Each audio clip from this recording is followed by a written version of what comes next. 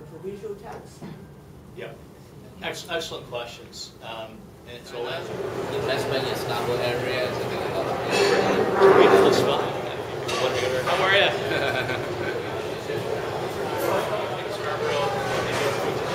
Association away. Oh, no, you're here. All right. Thank you for coming and spend the time with us.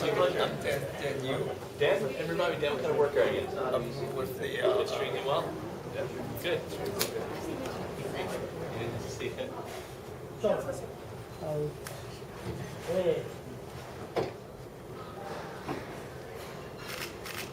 Okay, thank you everyone. Thank you coming this afternoon. Actually, on behalf of, I'm the president of the Scarborough York Region Chinese Business Association. My name is Johnny So. And on behalf of the board, we are most welcome that actually Tim Hudak can take a busy schedule, can spend a day with us in the Scarborough area. I mean, being an association for 30 years in Scarborough area, so we have actually a lot of self-employed business owner and professional.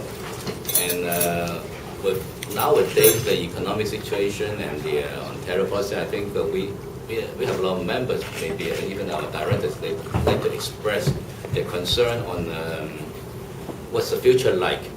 I mean, we're looking for the future, right? Everything. Oh, sorry. Okay. So that's why it's our pleasure that we can take this today, this afternoon. We can share some view or some thought that what you're going to do, or when you have a chance to be the position in the office, and what you can help us to do. So we will take this opportunity and to express our concern. So now, we open on the market. I mean, we open on the floor first and see. We would like to start with some question, or maybe you can. Yeah. Let me just first I want to say to Johnny So. I mean, want to thank Johnny very much for his strong and able leadership as president of the Scarborough York Region Chinese Business Association. He's been a great source of advice to me. Had me out at many events, show me around, many familiar faces here around the table as well. So good to see you again. And thank you for taking the time, because I know how busy everybody's schedule is as well. And thanks for hosting us at Star Walk, by the way. A beautiful restaurant. We look forward to coming back and enjoying that. The renovation looks fantastic. So congratulations and thank you to the people that you hire and that you entertain here in Scarborough too. And I want to also just congratulate the Scarborough York Region Chinese Business Association on the 30th anniversary. I know there's a big celebration coming up this Saturday. I know it'll be a great success for you, Johnny. So congratulations. 30 years of hard work for Chinese, Canadians, and people that live in Scarborough and York Region for the vibrant businesses that you've created and the people that you've employed. I'll just give a quick introduction to the two gentlemen on my left who are PC candidates in the area. Shante Parent is our member for Markham Unionville. He's also a small businessman, real estate background, and real proud to have him on our team. He understands small business, he understands economic climate and how we need to turn things around to help small business create jobs again. And beside him, Farid Wasif. Farid's our candidate for Oak Ridge's Markham in York Region. And Farid as well, small business background. He's a pharmacist, runs a family-owned successful pharmacy north of Toronto, and also somebody who understands that we need to take a different path in our province, one that's going to actually focus on job creation and helping small business succeed. My last comment I'll make to you too, and I know Shan Farid shared this with me, small business is the backbone of our province.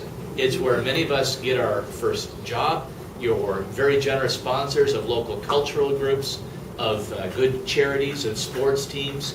You make the province go around. And if we want to have a healthy, thriving province of Ontario, we have to have a healthy, thriving small business sector. And if small business gets strangled by higher taxes, more expensive energy, more red tape, more runaround, well, that's bad news for our province. If we want to get our province out of debt, back on its feet and creating jobs, we do so by helping small business succeed, to invest in your business and to hire more people. So I'd like your advice on exactly how to do that, particularly with focus on the extraordinarily vibrant, proud, and strong Chinese-Canadian community that we have here in the province of Ontario. A work ethic that is the envy of the world and highly entrepreneurial investments in the province. I want to see how we can do more of it and help you to succeed. So I'd love to talk about taxes, government's role in creating a lot of red tape that slows you down. I'm concerned about energy prices that are slowing businesses down. Certainly got to make sure our neighborhoods are safe for your customers and business to succeed. And fifth, we got a lot of gridlock in Toronto and in the region. So how do we actually break gridlock? I think world-class cities build underground. They build subways. I know that's a big issue here in Scarborough and in the York region as well. So if you have any thoughts you want to share on what we can do in transit to help you yourselves, your workers, and customers get to business, get around shopping, and get to spend time with their families instead of stuck in cars, I'd be glad to talk about that as well. Anyway, I'll leave it at that, Johnny. But thank you very much for the time to say a few words. All right, thank you. Thank you. So now, if you support the wage freeze, what do you think and how this will help the economy? Yeah. And RPM, by the way, from my office, is here after a firefighter for a minimum of 2 years. And I'll tell you why we're calling for that. Ontario is heading for a $30 billion deficit. Can't run government on a credit card. And I'll give you one example of why this is so serious, that money we've already borrowed. So that's why we need to actually get more understanding would buy in if they knew that, and you know, government spending needs to reflect what's happening in the private sector. The money for government doesn't come out of thin air, it comes out of your pockets and those of your employees.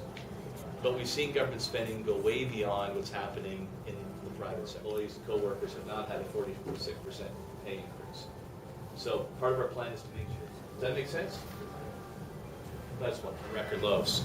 Now you folks are too young to remember. It wasn't that long ago that we had double-digit interest rates. People had mortgages of 18, 20% plus, right? Interest rates are at record lows.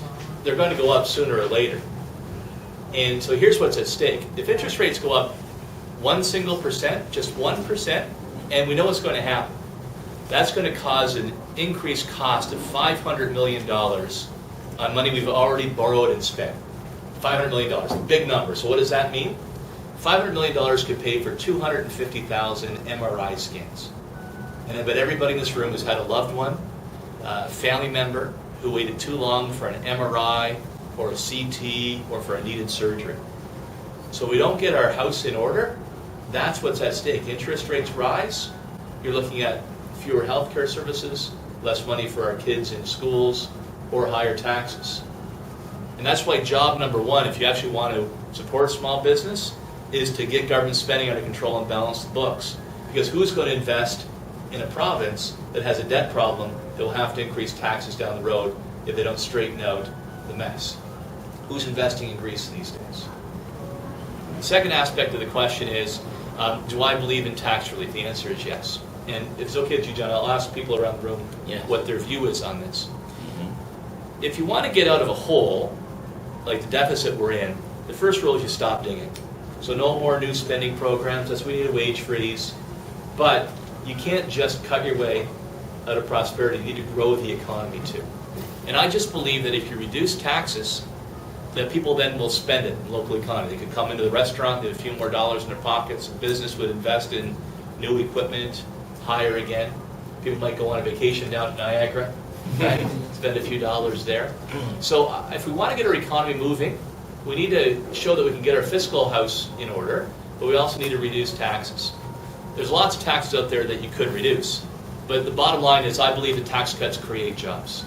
So let me throw three ideas out there. You could reduce the rate of the HST, and that means people would have more money to spend. You could reduce income taxes, and that way you're rewarding hard work. People will have more money in their paychecks at the end of the week or the end of the month. Or the third thing is you could reduce business taxes, and businesses then would have an incentive to expand their business, to add on a new line, a new product, to hire more people.